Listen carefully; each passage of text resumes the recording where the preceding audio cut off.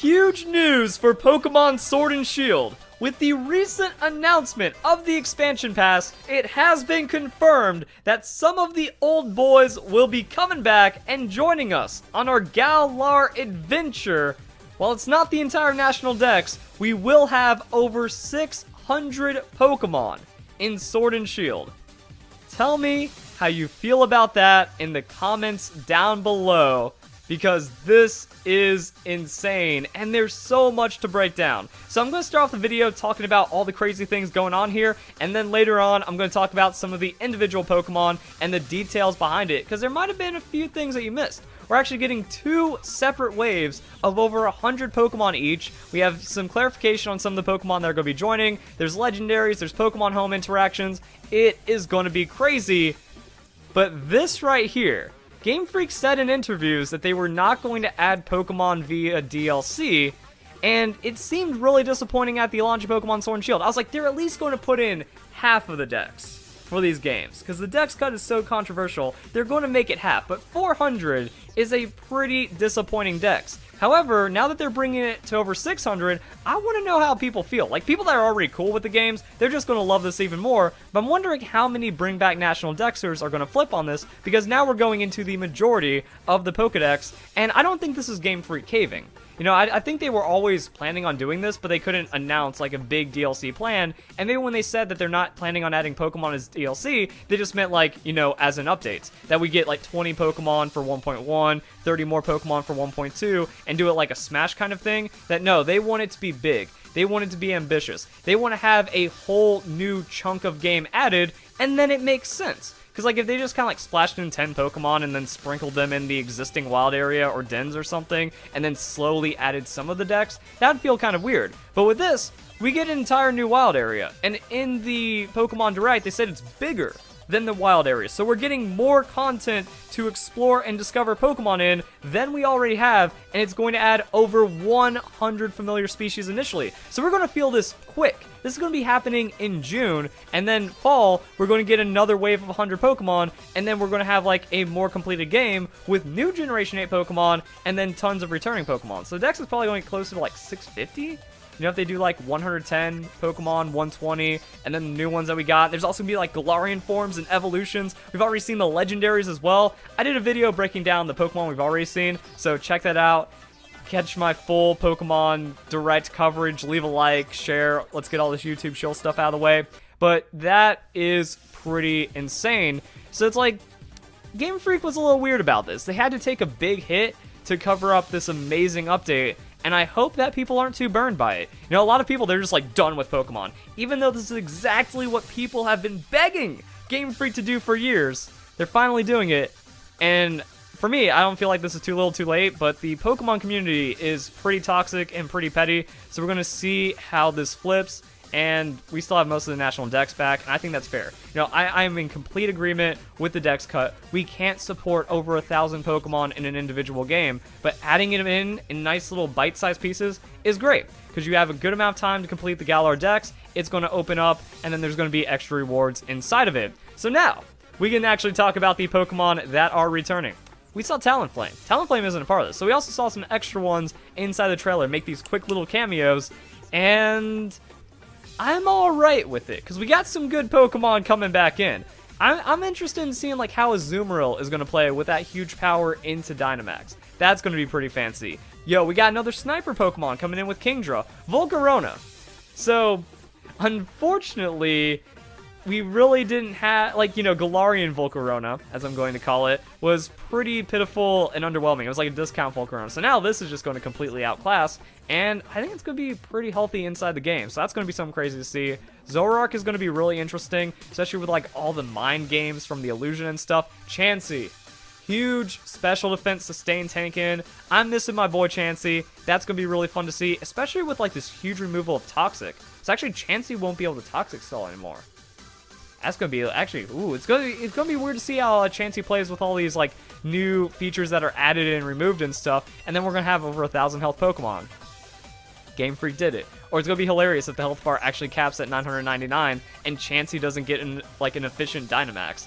So we got some fancies, and then Garchomp. I was happy to not see Garchomp. I don't think it's like stupid broken, but it is like stupid how common the Pokemon ends up being.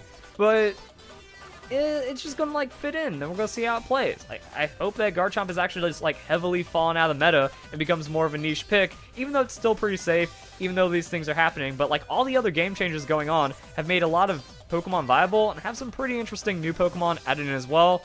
Crobat, I want to see White Herb Curse. I want to see what this guy is going to do to tear it up. Nidos are back, and then Metagross. Hiding a little Beldum over there. No, we can see past Beldum. We know what this means. That means Metagross. That's going to be pretty fancy. Wonder if that means we're also going to bring back Salamence or something, because as we saw, Talonflame's going to be in. Talonflame got overly nerfed, so there's going to be a lot of things that need to happen. They can't just like straight throw in Pokemon. They need to make big balance changes, and it was kind of weird because Aegislash was the only Pokemon that got a stat adjustment. In Pokemon like Sun and Moon and Ultra Sun, Ultra Moon, there were major stat adjustments that brought Pokemon back into viability, or kind of like shifted some things around, and then we saw Talonflame Gale Wings get nerfed, and a huge nerf to that Pokemon. So I wonder if they're like going to bring it back, how it's going to be balanced with like all of these other things going on. Dynamax, crazy shifts in the meta. So it depends on what they bring back, but since they had kind of like a weird assortment to begin with, a lot of Generation 5 Pokemon, some very competitive Pokemon, some not so competitive Pokemon, I think they're safe to add in these guys, and it's not going to really disrupt things too much. And I was expecting a 600 Dex from the beginning, so now that we're hitting that 600 Dex, this is about where I expected Pokemon Sword and Shield to be. But we got a lot of classics coming back, and then we're going to have like Regis, so the Regi trio, that's going to be really fun to play with. Those are some really cool competitive Pokemon. Galarian Legendary Birds, I hope Game Freak takes a huge risk on them and just makes them overpowered. I hope they make them busted. That way we actually get to see them in competitive play. So that's going to be some pretty fancy stuff. And then we can talk about this after we talk about the Legendaries. So I love this. I love the idea of this. This feels like Ultra Warp Ride mixed with the Wild Area, and the Ultra Warp Ride was a really cool way of just having this legendary farming. Now we have co-op dungeon exploration for the legendary that appears at the end of the tunnel, similar to the Ultra Warp Ride. I hope we have like enhanced shiny odds or like enhanced encounter odds or something like that. But I am disappointed. Like, I love that it's going to be fun to catch the legendaries. There's still going to be like 50 legendaries to grab. And since all of the legendary Pokemon are coming back, it's going to get crazy. So yeah, so it's like Mewtwo. Oh, wait, what? Wait, no. They're doing it. What? Like, I lost my mind when I saw this, but they're here. Legends return. That means when you think about the over 200 new Pokemon, or not 200, but 200 Pokemon that are returning, a quarter of those are going to be legendaries, or like almost a quarter of those are going to be legendary. So that accounts for a lot of them, and it seems like the bulk of them are going to be added in the Crown Tundra, because that's when the legendary dungeon's coming in, and then some of them are going to be through the free update. I think that's where the Regis are going to be. I think that's where they might splash in a few others as well. But the Crown Tundra is when they was like this part of it, they would talk about the new legendary Pokemon. So that's going to be in the Crown Tundra. We can actually see that the Regis were not shown as a part of this when they show the legends returning. If we pay attention to that really quick, come on. Try not to have dead air. Trying to still keep the video interesting.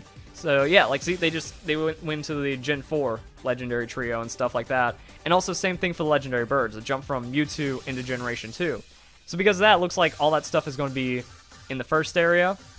And that means we're going to be at least gradually introducing some of the legendaries, and then things get pretty crazy from there. So it's going to be frustrating to eventually end up with all of them and do that grinding, but it is content. This is actually going to be coming out late fall, or fall-ish. So I mean, that'd be cool if we got September, October for the DLC, and then we could play this through holiday season or something. So it's going to make the games last. There's going to be an absurd amount of content, but competitively, ooh, I was looking forward to a full game. I was hoping that we just wouldn't have legendaries the entire time. There needs to be some serious balance changes, I feel. I don't want Landers to take over every game again. I don't want Tapus to then centralize VGC or anything like that. I know terrains have been nerfed, but I don't think that's enough. I think they need to just smack down legendaries for competitive. They're supposed to be powerful, they're supposed to be legendaries, but they're not supposed to play with all of the other Pokemon inside the game. Also, we got some fanciness. Cresselia. Good Trick Room Pokemon. So even Cresselia is making it back in. Heatran. So we're just seeing all the boys. All the legendary Pokemon coming back in. That's going to make things pretty fancy. But competitively, we're going to have to see how it goes. So far, I'm loving Dynamax. I've really been enjoying competitive. I've seen some wacky stuff. I got crushed by a sub Butterfree setup because that's just the state of the Pokemon meta. I feel it's actually like, I think we can actually just throw in a couple more Pokemon and maintain balance. And there's a couple other events and updates that have been announced. All new moves. So tutors are coming back. Might see Pain Split again. Might see just like all the removed moves. Well, not removed. Because there's like a list of moves that are just gone out of Pokemon, like Hidden Power and... It wasn't Feint. It was the other one. Pursuit. So some of those moves have been removed. I'm down with that as well. Like, I don't care about anything that was cut. You know, the Dex Cut I agree with. The move cut I super agree with. But it's like, are they going to bring back all the tutor moves? Because Pain Split is lacking on a lot of movesets. Defog was taken away. A couple of others. And maybe are they going to bring it back Toxic as like a select tutor instead of a TR or a TM? Double Team. So, and then there's going to be all new moves. I liked what Body Press did. Body Press is a really cool move. So some of the new moves in Generation 8 are pretty fancy. And if they add in just like new straight up Generation 8 moves for multiple Pokemon, I'm going to be cool with that as well. Experience Charm, that's going to make training easier. I don't know if it's going to make it better than max raid battles unless it's like 3 times the experience or something ridiculous, because experience is painful in Sword and Shield. Painful without those candies. So it looks like they're going to make a lot of balance changes and adjustments for like basic gameplay and not only competitive, which is kind of cool to think about. But it's like, yeah, if we have all these new Pokemon, we get adjustments, we have the Galarian forms, we just kind of have like another batch splashed in, that's going to be really good. But they need to be very careful with how these Legendaries return for competitive. I feel like it's actually going to be kind of like what we saw with Pokemon X and Y. Also Pokemon Sun and Moon. That I think VGC is still going to be the same rules, like Galar Dex 1 through 400 only, and then VGC 2021 is where things get fancy, and it's going to be like Galar Dex 1 through 600 something. So there's going to be Pokemon added in. It's going to get wacky. We still have game data for the starters, like the Alolan starters as well, so those guys are going to get an event, as well as the rest of the Kantos. Those guys are also going to have Gigantamax forms. It's going to be wild. I'm thinking about this from like a balance thing, but it looks like a lot of good Pokemon are coming back in. Hope Dunsparce makes a return. Klefki could be kind of cool. I mean, even though Pranks was kind of taken over in doubles, I think, actually, waiting for, you know, Klefki and Dunsparce, I'd rather see them in Sinnoh remakes, actually. Even though those are like 2 of my favorite Pokemon, I'm okay with them, you know, I'm okay with taking a break from them. And then we'll see how the rest of this goes, but the big, I know I've been talking about the Legendaries for a long time, but that's like the big worry. I think a lot of other people are feeling that. I think it's doable, but Game Freak is going to have to be very careful. And with how much I'm surprised, like, I thought DLC was impossible. I thought Game Freak would not be that good to their fans. I support Game Freak. I don't think they've made as bad a decision as people say, but I don't think they love us that much. And it came out that they did. They're going all out for Pokemon 2020. They're going all out for Pokemon Sword and Shield. They have listened to the fans on this one. They're doing the fan service on the Legendaries, so we're going to have to see where that one goes. I thought we were going to have to wait for Sinnoh remakes. I was thinking Reverse World, those Pokemon be available, and we just wouldn't see them for 2 years at least. They come back later this year. That's going to be wild. And then Pokemon Home. So, updates at no additional cost. You can actually get the new Pokemon from the expansion pass into a vanilla copy of Pokemon Sword and Shield, Pokemon Home, by banking all these over. So you can bring over Legendaries, bring over the other Pokemon that are not from the Dex Cut, hidden abilities, all this fancy stuff, but then you gotta rebreed them for like competitive, because when you go to Battle Stadium, you can't use transfer Pokemon. Let's Go is just going to direct transfer. That's pretty cool as well. Shenanigans are going down, and I hope for the best. So far, you know, I look at that, I'm alright with that.